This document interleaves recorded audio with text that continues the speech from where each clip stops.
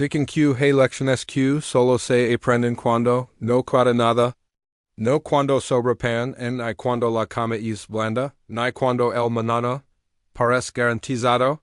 Se aprenden cuando el estómago suena más fuerte que las promesas y el día amanece igual que ayer. Bienvenidos a uno de esos lugares donde la dureza no grita, no sale en titulares todos los días, pero se sienta la mesa y acompaña cada comida incompleta. Ali, la vida no avesa, simplemente aprida.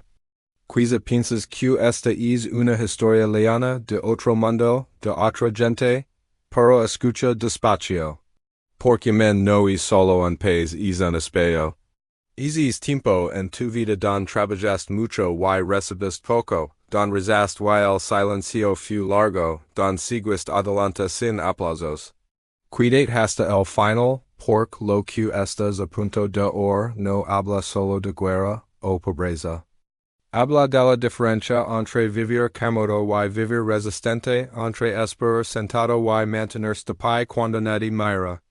Y si te vas ahora, quizá te pierdas la parte que necesitabas escoger hoy.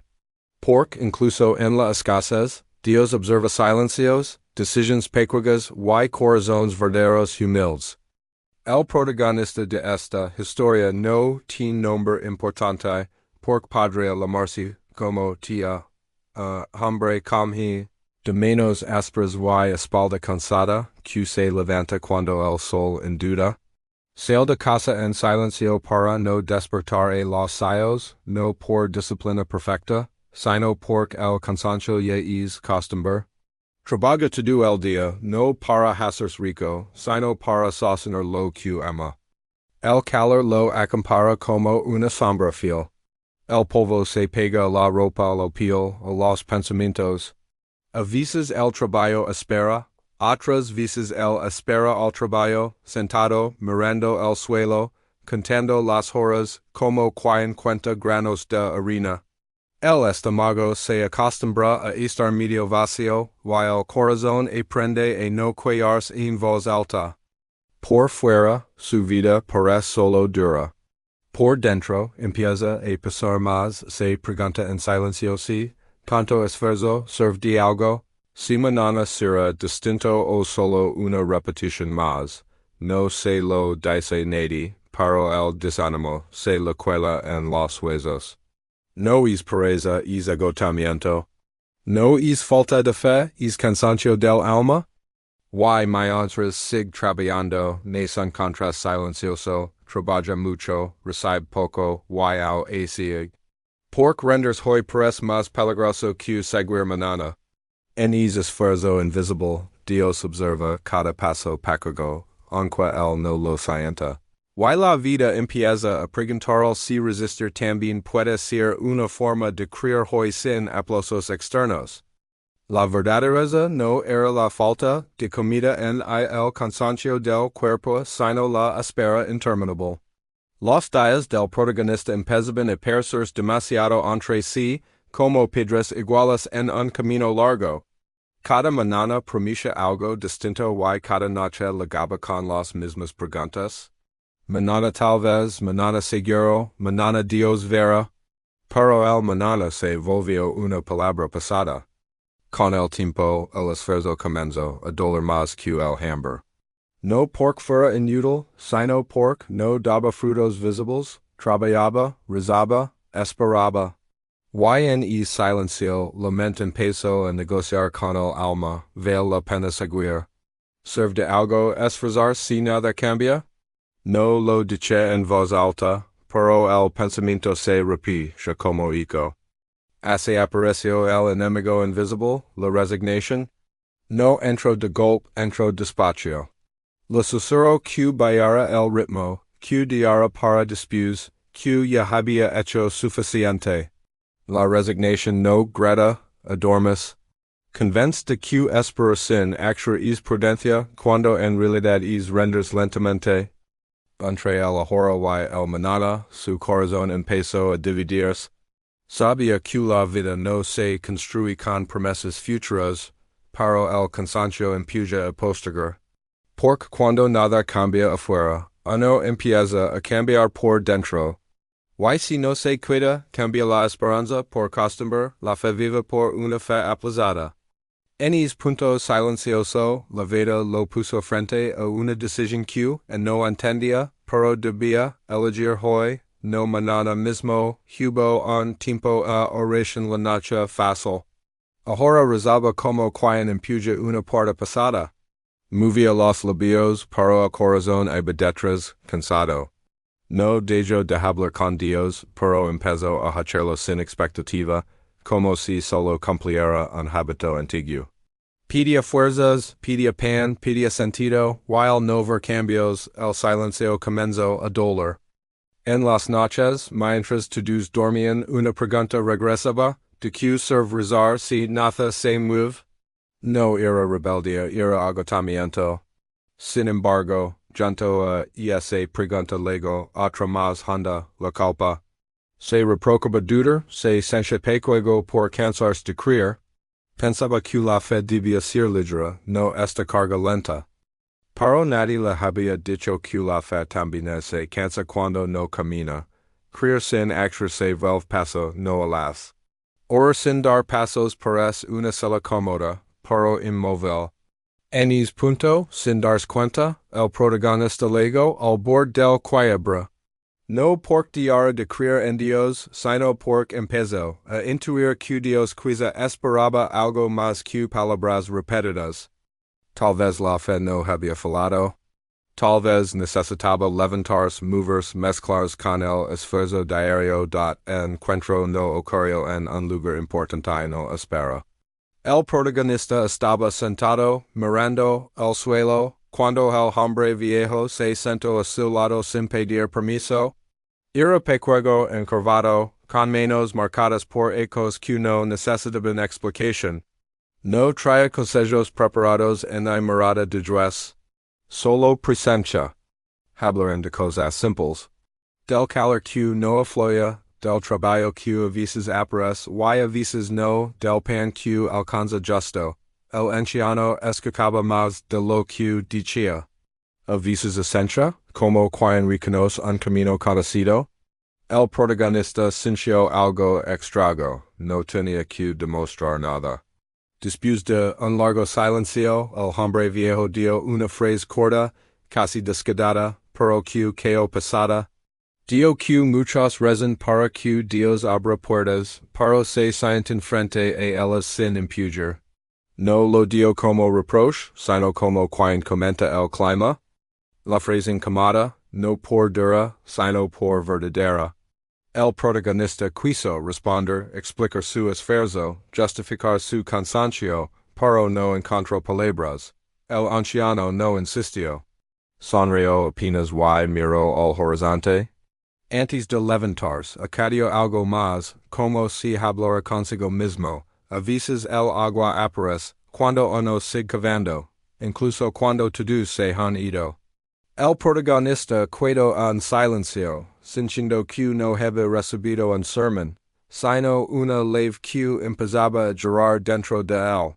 Esa imagen sencilla preparó su corazón para escuchar una historia que pronto cambiaría su manera de resistir en silencio. Anciano comenzó a contar la historia como quien recuerda algo antiguo. Habló de un pueblo pequeño que dependía de un solo pozo. Un día el pozo se secó y el miedo llegó primero que el hambre. Algunos rezaron con fuerza, pidiendo lluvia inmediata. Otros, cansados, empacaron sus cosas y se marcharon buscando tierra más fácil. Pero hubo un hombre que se quedó. No porque fuera más fuerte, sino porque decidió no llorar. Cada mañana bajaba al pozo seco y cavaba un poco más. Rezaba, sí, pero rezaba con las manos en la tierra, día tras día, sin testigos, sin promesas. Los dinos lo llamaron turco, incluso ingenuo. Pasaron semanas y nadie volvió a mirar. Entonces, una tarde cualquiera, cuando el sol ya caía, agua brotó silenciosa, no hubo fiesta en el anuncio. El hombre bebió, se lavó el rostro y siguió trabajando. El anciano guardó silencio y miró al protagonista. No explico nada. Pork algunas historias no piden interpretation, solo decision. El pozo no se leno cuando todos rezaran, y cuando todos se fueron, sino cuando uno solo persevero, cuando nadie estaba mirando. Y así seno que la fe verdadera cava aun cuando el cansancio ordena detenerse en silencio. El protagonista volvió a casa con la historia dando vueltas en la cabeza, y esa noche casi no durmió. Imaginó su vida siguiendo igual, año tras año, levantándose cansado, trabajando sin esperanza, rezando por costumbre. Se vio más viejo, más duro, con la mirada apagada. No pobre de pan solamente, sino pobre de ilusión. Pensó en sus manos, hecas para construir, y se preguntó que pasaría si un día de intentarlo. Visualizó un futuro donde el hambre seguía, pero el dolor ya no se sencha, porque el corazón se había acostumbrado. Y comprendió que esa era la verdadera derrota, no la falta de comida, sino la falta de deseo. Cuando el alma se endurece, incluso el milagro pasa desapercibido. El silencio de la noche pesaba más que cualquier palabra.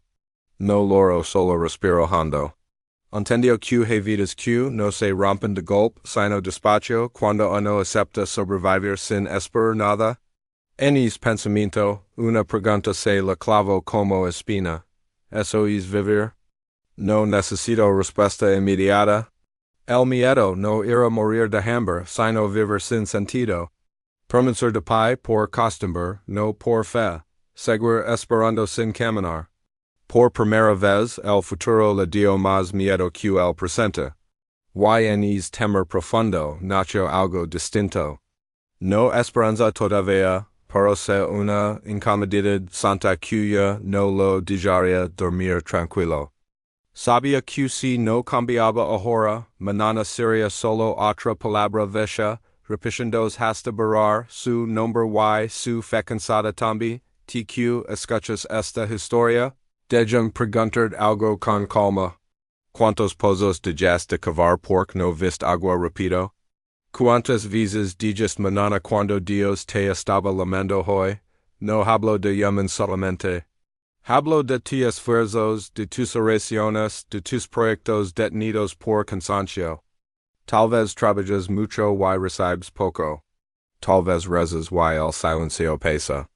Y poco a poco te acostumbraste a sufrir sin mover, a creer sin actuar, a sobrevivir sin esperanza. Dime con honestidad en que estás gastando tus días. En excusas o en pasos pequeños. La fe no es sentarse a esperar que todo cambie. La fe camina aún con dudas, el esfuerzo no contradice a Dios. Muchas veces es la forma en que él responde. Revisar tu vida no es culpar, es despertar. Mira tus hábitos, tu tiempo, tu energía.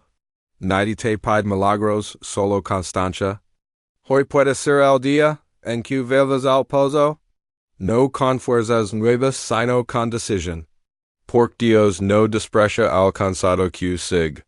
Y porque abandonar hoy dual menos que vivir en mañana arrepentido, de no haberlo intentado otra vez más cuando el miedo manda y el corazón olvida para que la transformación no llegó como un milagro ruidoso. El protagonista no se volvió rico en y desaparecieron las dificultades. Al día siguiente, el sol salió igual y el trabajo siguió siendo duro, pero algo cambió dentro. Decidió levantarse con un propósito distinto. No esperar centros fuerte, sino actuar aunque el cansancio siguiera allí. Empezó con cosas pequeñas, ligar un poco antes, cuidar mejor sus herramientas, usar el tiempo sin desperdicio en cuellas silenciosas, orar menos por resultados inmediatos y más por constancia. Entendió que la disciplina no es castigo, es dirección. Y que la fe activa no grata camina. Al principio no hubo aplausos, nadie notó el cambio. Pero dentro apareció una paz nueva, discreta, firme. No era alegría fácil, era calma. La calma de quien es lo que dib, aunque no vi fruto todavía. Comprendió que Dios no siempre cambia la situación primero, sino la manera de estar en ella. Y esa comprensión fue suficiente para seguir, cada día volvió al paso. Cavo un poco, a veces cansado, a veces dudando, pero presente. No por garantizar agua mañana, sino porque hoy había decidido no rendirse. Y esa decisión empezó a reconstruir su dignidad, su fe y camino sin ruido. Dios trabaja muchas veces donde no miramos. Mientras esperamos en los grandes, Él se mueve en lo pequeño, en la constancia diaria, en el esfuerzo que nadie aplaude. Amén. En esta historia, no es solo un lugar lejano, es el nombre de todas las pruebas humanas de cada etapa donde la vida aprieta y el alma decide. Si hoy te sientes cansado, recuerda esto, Dios no abandona al que sigue cavando. El agua no siempre aparece cuando todos miran, sino cuando uno persevera en silencio. El esfuerzo también es oración. Si esta historia toca algo en ti, escríbelo. Comenta. El esfuerzo también es oración. Dinos des que pays escuchas, porque la fe vaya más lejos que el dolor. Y compartes mensaje con alguien que esté cansado de esperar. Para que sepa que no está solo y que hoy todavía puede empezar de nuevo con paciencia, fe viva y pasos firmes.